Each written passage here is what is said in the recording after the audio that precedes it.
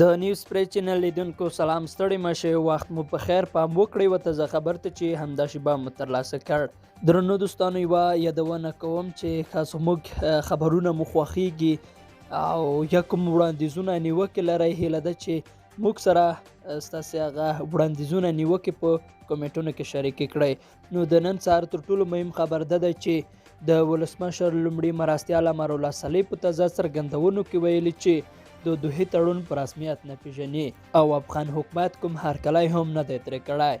د یادونې وړ ده چې دویم مرستیال سرور دانش هم 3 ورځې مخکې ورته څرګندونې کړې وې، په داسې حال کې چې افغان حکومت تر دې دمه د دوحې تړون مطابق تر 15,000 زیات طالب زندانیان هم له بنده آزاد کړي دي.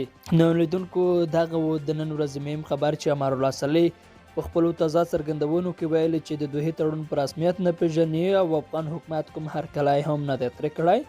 زما په فکر تر ټولو لوی لامل دا ده چې تقریبا د 2.5 میاشتې کېږي چې افغان مذاکراتچي پلاوي او طالب پلاوي په قطر کې کومې پایلې ته ترې نه دي رسېدلي او افغان حکومت فکر کوي چې او طالبان نه هم په مذاکراتو کې پرمختګ کوي او نه هم وربند کوي. دوی ته تریخوالي ته زور ورکړی دی. افغان حکومت په دې چې دوی وار غوښتي وو چې باید د سولو خبرو په پایل کې وربند وشي، تر اوسه نه وربند شوی دی، نه مذاکراتو کې پرمختګ شوی دی. نو همدا لامل دی چې افغان حکومت او د ولسمشر لومړي مرستیال امرالله صالح ویلي دي چې دوی د دوحې تړون په رسمیت نه پیژني او کوم هرکلی هم دوی ترې نه دی کړی.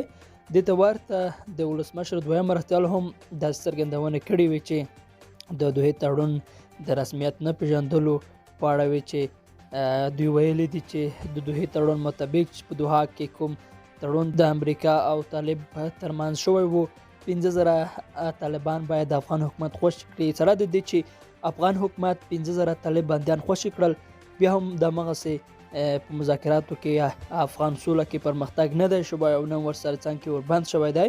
نو دا د دې خاطره چې تاوتریخوالی زیاتېږي، وربند نه کوي او طالبان او افغان مذاکراتچي پلاوي کوم خبرو ته سر نه رسیږي. افغان حکومت مجبور دی چې د دوحې تړون په رسمیت پیژندلو انکار وکړي او کوم هرکلی هم ترې ونه کړي.